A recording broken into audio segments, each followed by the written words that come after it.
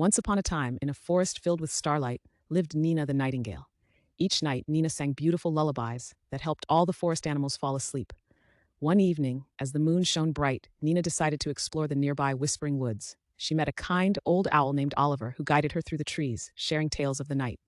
"The stars are our friends," Oliver hooted softly, while they rested on a comfy branch. Together, they listened to the gentle rustling leaves and the distant songs of crickets. As the first light of dawn approached, Nina felt grateful for her peaceful adventure.